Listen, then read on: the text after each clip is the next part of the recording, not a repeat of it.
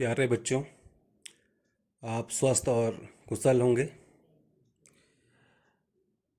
पूरे देश में लॉकडाउन के कारण हमारी कक्षाएं नहीं चल रही हैं।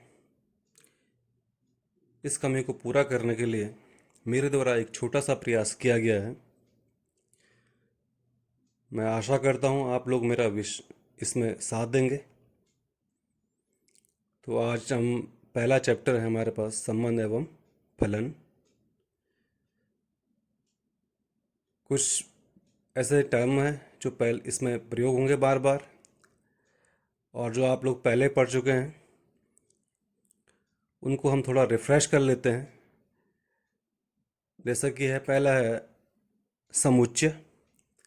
तो आप लोग सभी इस समुच्चय से परिचित हैं। समुच्चय के बारे में आपने पढ़ा है, वस्तुओं के सुपरिभाषित संग्रह को समुच्चय कहते हैं। और हमने वस्तुओं के तो कई संग्रह हो सकते हैं, तो हमने इस बारे में पढ़ा है कि कौन सा संग्रह समुच्चय होगा और कौन सा संग्रह समुच्चय नहीं होगा। जैसा कि इसकी परिभाषा में ही छुपा हुआ है। तो परिभाषा में साफ साफ बोला है सुपरिभाषित। सुपरिभाषित का मतलब यहाँ पर है कि ऐसा गुण, उस संग्रह में कोई ऐसा कॉमन गुण होगा जिसके आधार पर हम ये कह सकते हैं कि कोई वस्तु उस संग्रह में आएगी या नहीं आएगी। हमने ये भी सीखा था कि समुच्चय को हम दो तरह से दिखाते थे, रोस्टर फॉर्म या सूची विधि जिसको बोलते हैं, और गुण विधि। और साथ में हमने भी बताया था कि समुच्चय को सामान्यतः हम अंग्रेजी वर्णमाला के कैपिटल लेटर्स के द्वारा, और उसके अवयव जो उसके अंदर जो घटक होते हैं या अवयव होते हैं उनको सामान्यतः अंग्रेजी वर्णमाला के स्मॉल लेटर्स के द्वारा निरूपित किया जाता है। और भी बहुत सारी चीज़ें हैं, तो मैं आपसे कहूँगा कि आप उसको एक बार फिर से तरोताज़ा कर लें जो आपने पिछली कक्षा में पढ़ा है। अब है समुच्चयों ए तथा बी का कार्तीय गुणन। ये भी हमने पहले पढ़ा है, लेकिन हम इसको फिर से एक बार अपनी याददाश्त में रिफ्रेश कर लेते हैं। समुच्चयों ए तथा बी का कार्तीय गुणन ये क्या क्या होता है? तो ये होता है, इसको हम ए क्रॉस बी के द्वारा निरूपित करते हैं। और यह उन सभी क्रमित युग्मों का समुच्चय होता है जिनका पहला घटक समुच्चय ए तथा द्वितीय घटक समुच्चय बी का अवयव होता है। अर्थात ये कह रहा है उन सभी क्रमित युग्मों का समुच्चय होता है जिनका पहला घटक समुच्चय ए तथा द्वितीय घटक समुच्चय बी का अवयव होता है। अर्थात ए क्रॉस बी बराबर, अगर हम गणितीय रूप से इसको दर्शाएं तो ए क्रॉस बी बराबर, अब आप देख रहे हैं ये समुच्चय का ही निशान है क्योंकि हम समुच्चय को मझले कोष्ठक में लिखते हैं। और जो ये इस तरह से आपको ये दिख रहा है एक्स वाई, ये एक क्रमित युग्म है। क्रमित युग्म का मतलब होता है कि क्रमित मतलब क्रम से, युग्म मतलब जोड़ा, ऐसा युग्म जो क्रम से लगा हुआ है। अब क्रम से कैसे लगा, आप यहाँ पे देखेंगे कि जो पहला अवयव है इसका, जो पहला घटक है इस क्रमित युग्म में, ये पूरा एक क्रमित युग्म कहलाएगा। एक्स वाई जैसा हम यहाँ पर देख रहे हैं, ये एक क्रमित युग्म कहलाएगा। और इसका पहला घटक जो है, जो हमने यहाँ पर हम देख रहे हैं ए क्रॉस बी, इसमें पहला समुच्चय क्या ए है। तो पहला घटक किससे होगा? पहला घटक जो है पहले समुच्चय से संबंधित होगा या पहले समुच्चय का अवयव होगा। उसी प्रकार से जो दूसरा घटक है y, ये क्या होगा? ये दूसरे समुच्चय से संबंधित होगा या दूसरे समुच्चय का एक अवयव है। तो ये हम कहेंगे समुच्चयों का कार्तीय गुणन। मैं एक एग्जाम्पल से यहाँ पर फिर से बताता हूँ। जैसा हम ये मान लें, आप थोड़ा ध्यान देंगे, हमारे पास एक समुच्चय ए है। ए बराबर है, मान लिया हमने स्मॉल ए और बी, और दूसरा समुच्चय हमारे पास बी बराबर है, माना एक्स और वाई। तो हम क्या कह सकते हैं इसको? ए क्रॉस बी बराबर, अर्थात ए और बी का जो कार्तीय गुणन है वो क्या हो जाएगा, हमने बोला ये क्या होगा, एक क्रमित युग्म। क्रमित युग्म क्या, पहला वाला पहले से, ए का गुणा हम पहले दोनों से करेंगे, यानी कि ए एक्स, एक तो ये हो जाएगा, दूसरा ए वाई, सिमिलरली बी एक्स और बी वाई,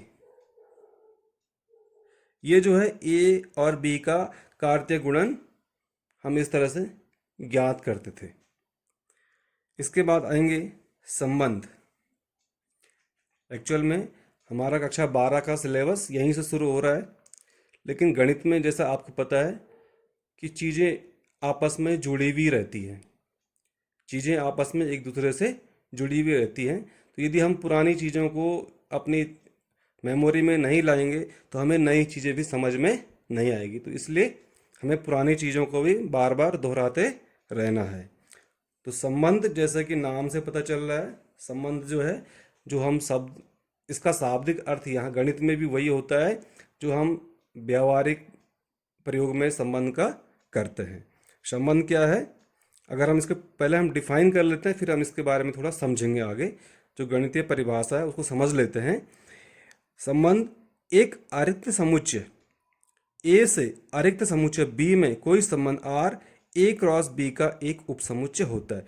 पहले तो ये समझ लीजिए, अरिक्त का मतलब क्या है, अरिक्त, रिक्त का उल्टा है अरिक्त। अरिक्त मतलब ऐसा समुच्चय जिसमें कोई ना कोई अवयव अवश्य होना चाहिए, अर्थात ए बराबर फाई, हम ना एम्प्टी सेट पढ़ा था, रिक्त समुच्चय पढ़ा था, ए जो है रिक्त समुच्चय नहीं होना चाहिए। और सिमिलरली उसी प्रकार से बी भी जो है अरिक्त समुच्चय नहीं होना चाहिए।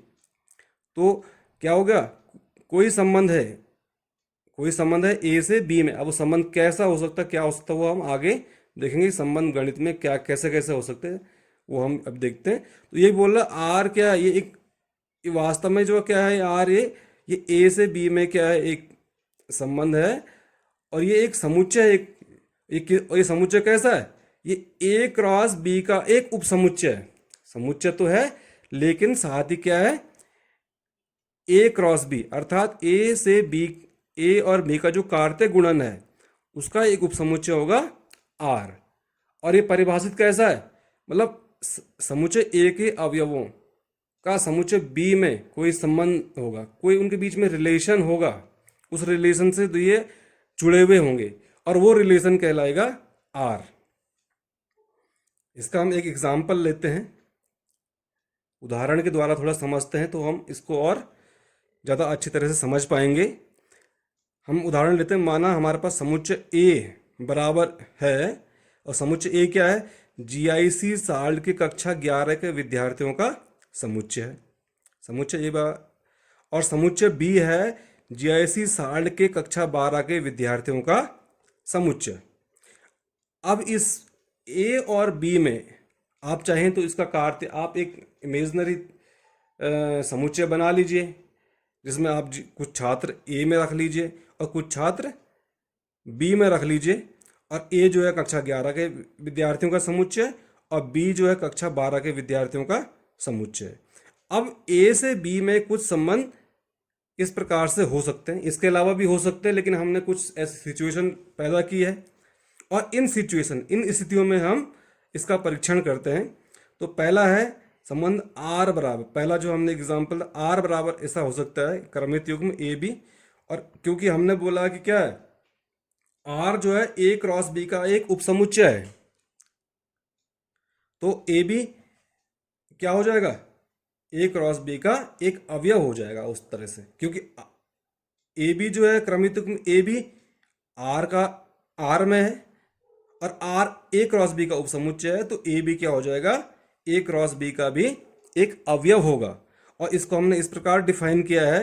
अब ये आप देखते हैं दो बिंदु, हम बार बार रहे हैं गणित में जो है हम प्रतीकों के माध्यम से ज़्यादा चलते हैं, तो दो बिंदु इसका मतलब होता है इस प्रकार से, या अंग्रेजी में पढ़ेंगे सच दैट। तो हम बोलेंगे आर बराबर A B belongs to A cross B such that A क्या है, बी का भाई है, ए बी का भाई है।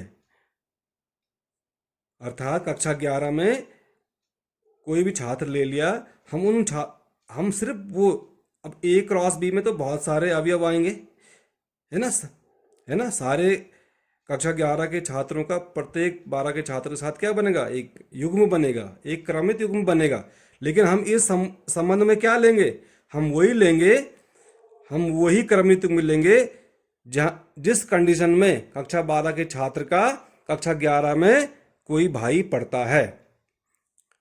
दूसरा एग्जाम्पल हम लेते हैं, आर बराबर ए बी और A B belongs to A cross B such that A B की बहन है। तीसरा एग्जाम्पल है, आर बराबर A B belongs to A cross B such that A की आयु बी की आयु से अधिक है। तो हम जैसे बात कर रहे थे अभी कि ए क्रॉस बी में बहुत सारे अवयव होंगे, अर्थात इसको हम अगर आप गणितीय रूप से अगर समझे, माना ए में 15 बच्चे हैं, ए में 15 छात्र हैं और बी में 20 छात्र हैं, अर्थात कक्षा 11 में 15 छात्र और कक्षा 12 में 20 छात्र हैं, तो ए क्रॉस बी में कितने अवयव हो जाएंगे, 15 गुणा 20 अर्थात 300। एक एग्जाम्पल हमने यहाँ पर दिया, ए में जो है कितने हैं, 15, अर्थात एन ए बराबर कितना है, एन ए का मतलब समझ गए नंबर ऑफ एलिमेंट्स इन ए। हमने बोला कक्षा 11 में 15 विद्यार्थी हैं और एन बी कितना है 20, अर्थात number of element in B equal to 20। तो ए क्रॉस बी में अर्थात एन ए क्रॉस बी में कितना होगा, 15 दूनी 30 अर्थात 300।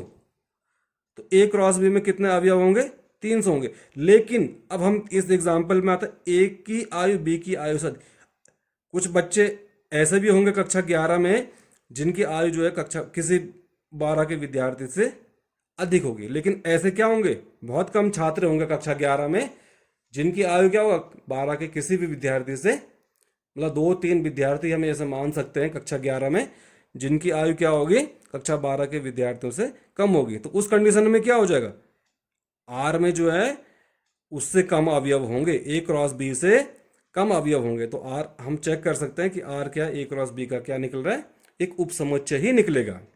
ठीक है, नेक्स्ट एग्जाम्पल हम ले सकते हैं, आर बराबर A B belongs to A cross B, belongs to या हिंदी में पढ़ते हैं अवयव है ए क्रॉस बी का, इस प्रकार से कि ए उसी गांव का है जहां का बी है।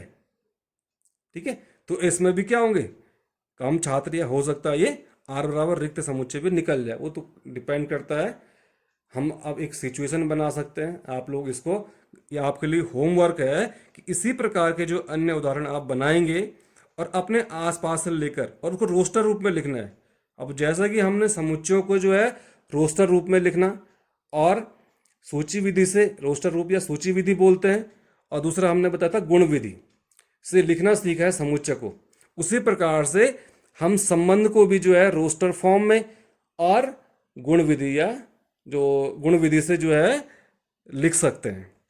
यहाँ पर आप देख रहे होंगे ये जो लिखे हुए हैं सारे जो ये संबंध लिखे गए हैं ये गुण विधि के द्वारा ही लिखे गए हैं। यदि हम इनके सबकी सूची अलग अलग लिख दें, सबको लिख दें ए बी, माना ए बी का भाई है, माना सुरेश राम, है ना, इस तरह से हो सकता है। दूसरा होता है माना रहीम श्याम, तो ये सारे चीज़ क्या हो जाएंगी, यस राम सीता है, तो ये सारे क्या हो जाएंगे, ये सूची विधि हो जाएगी। लेकिन जब हमने सिर्फ उस प्रॉपर्टी के आधार पर लिखा है तो ये क्या हो जाएगा, गुण विधि हो जाएगा। ठीक है, तो ये तो हो गया हमारा संबंध के बारे में। अब संबंध का थोड़ा निरूपण हम किस तरह करते हैं, तो इसके लिए सिंपल सी बात है, यदि A B belongs to R, तो हम कहते हैं कि ए संबंध आर के द्वारा बी से संबंधित है और इसे ए आर बी लिखते हैं। कोई अवयव ए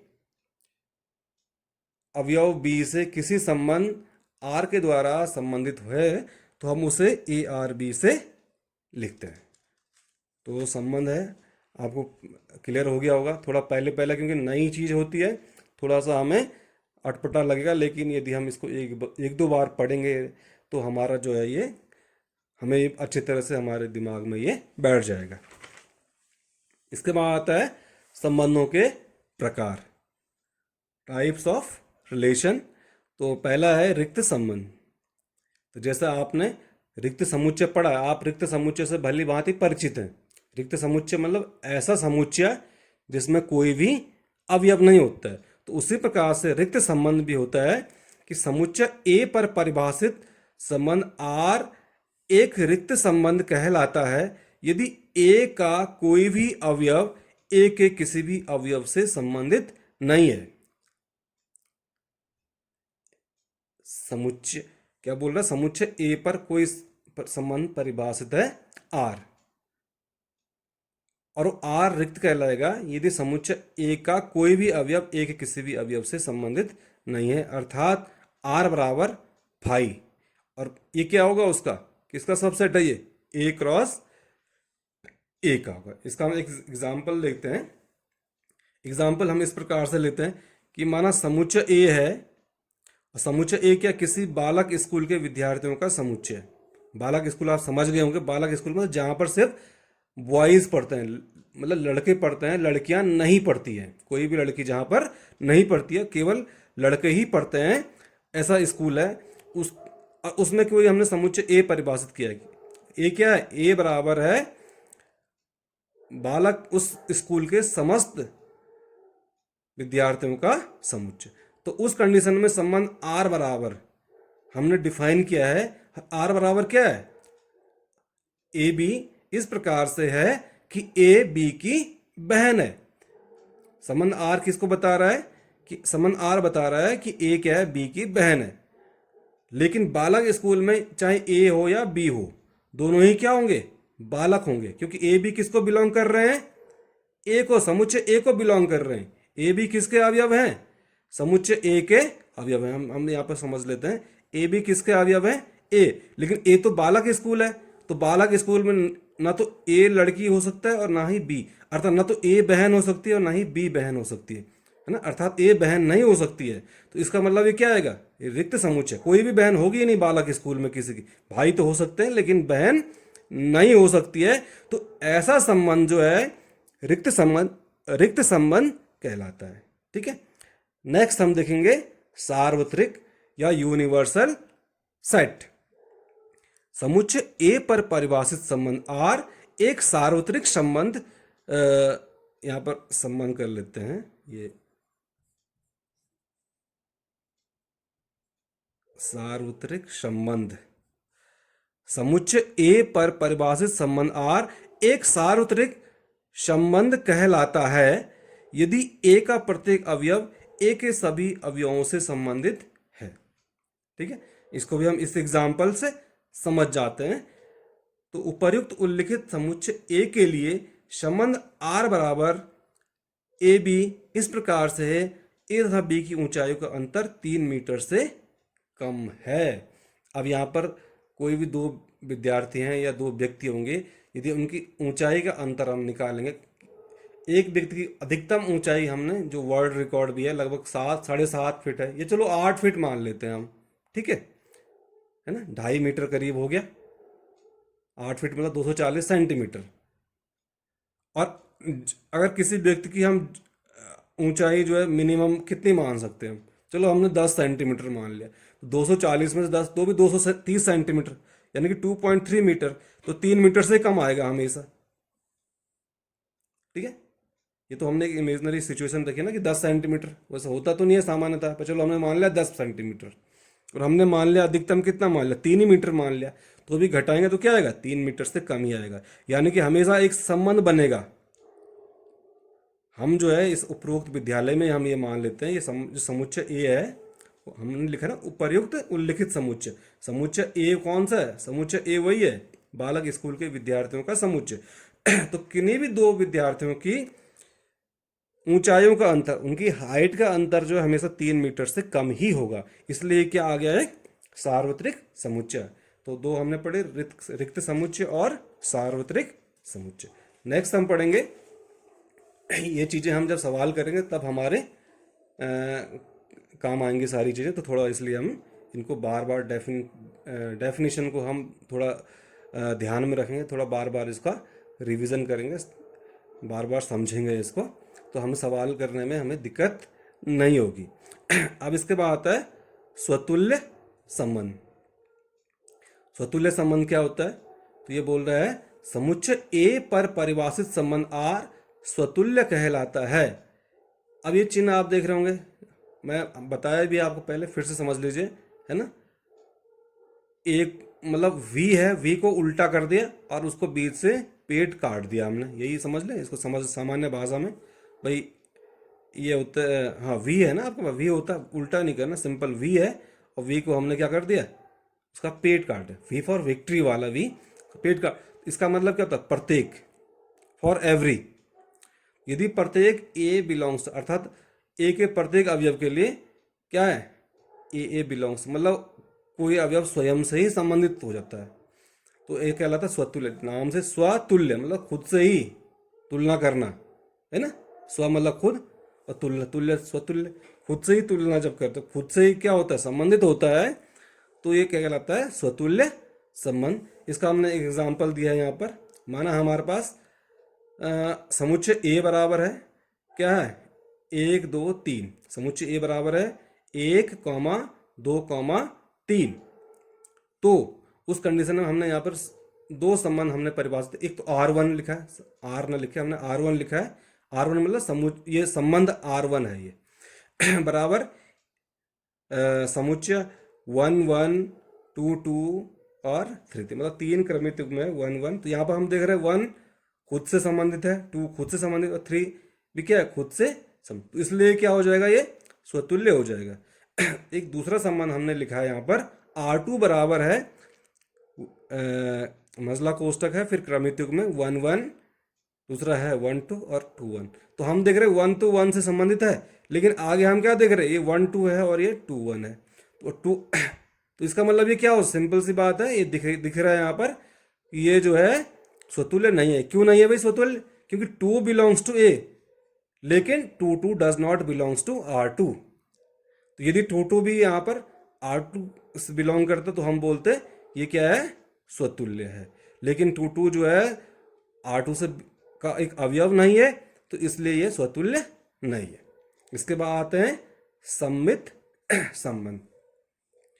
समुच्चय ए पर परिभाषित संबंध R सममित कहलाता है यदि A B belongs to R implies that, या इसको हम ये जो चिन्ह बराबर के बाद एरो लगा दिया हमने, इसको हम पढ़ते हैं इम्प्लाइज दैट। मैं पहले भी बताया आपको, इम्प्लाइज दैट अंग्रेजी में या हिंदी में पढ़ेंगे इंगित करता है, मतलब ए बी जो है क्रमित युग्म में ए बी संबंध आर का एक अवयव है, से हमें क्या क्या पता चलता है, क्या इंगित करता है कि बी ए बी क्या है, आर का एक अवयव है, जबकि ए बी दोनों ही क्या है, समुच्चय ए के अवयव हैं।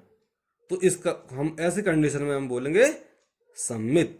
ठीक है, माना दो व्यक्ति हैं, मतलब किसी समुच्चय ए बराबर, समुच्चय ए बराबर क्या हो सकता है, माना हमने बोला किसी परिवार में किसी व्यक्ति के बच्चों के नाम है, माना राम श्याम गोविंद, इस तरह से हमने बोल दिया राम श्याम गोविंद है, तो क्या होगा, राम हम बोलते हैं कि आर क्या है, आर जो है उसका भाई होना है।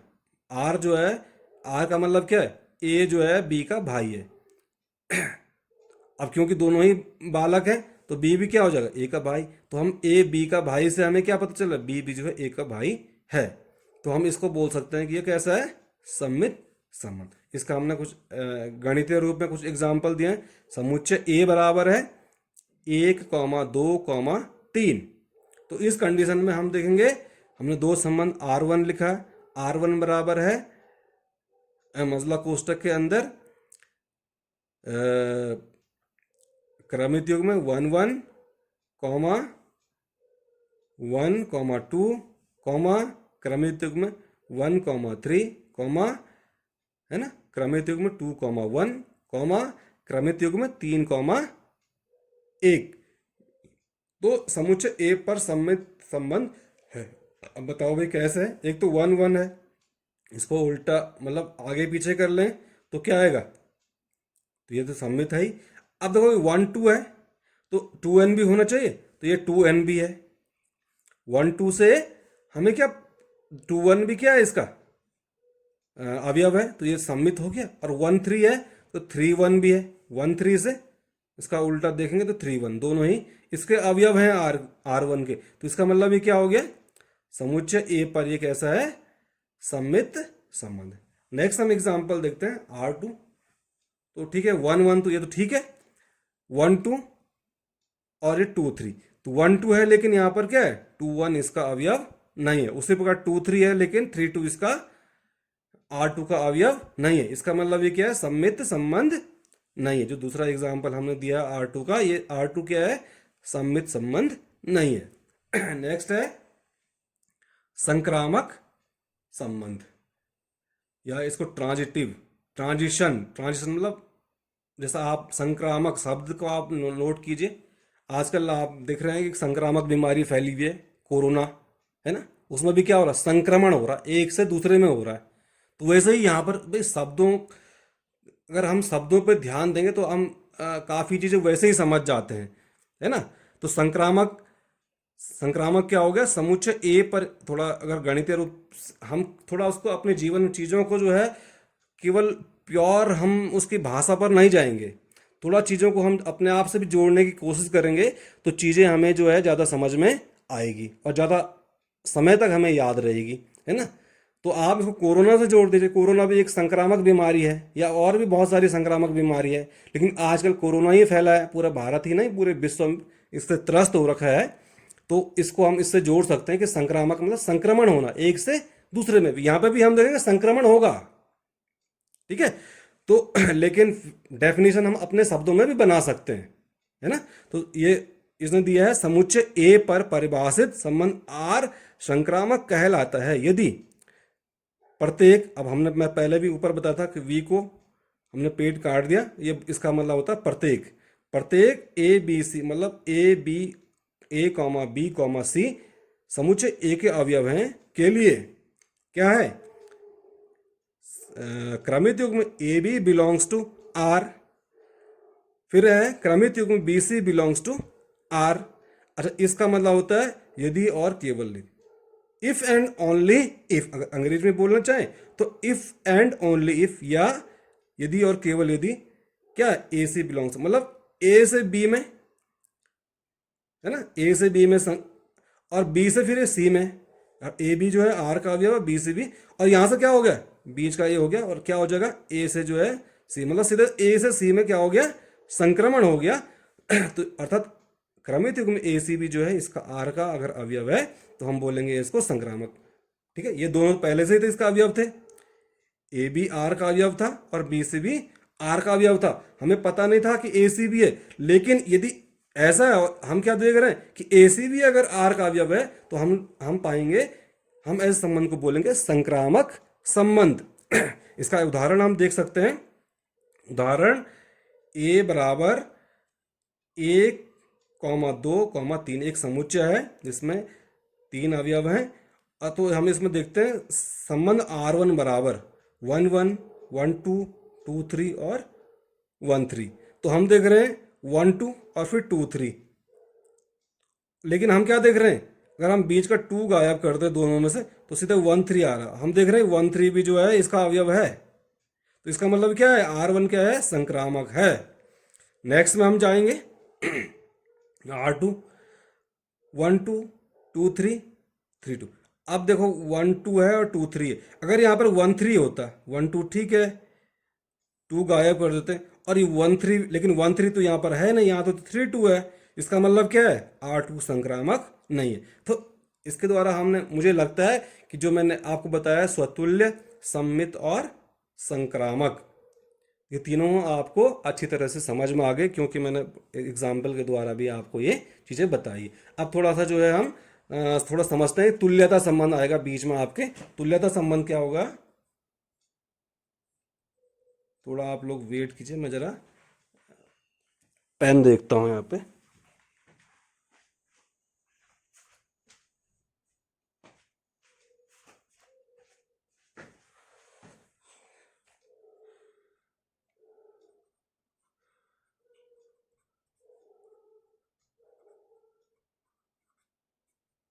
तुल्यता संबंध। तो कोई संबंध तुल्यता का कहलाता है यदि वह स्वतुल्य है,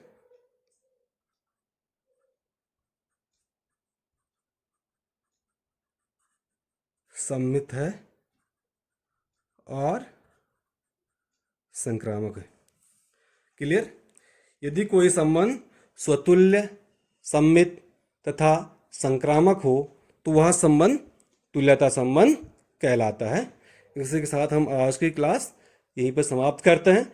नेक्स्ट क्लास में हम इसके प्रश्नावली 1.1 के प्रश्नोत्तर को करेंगे। धन्यवाद।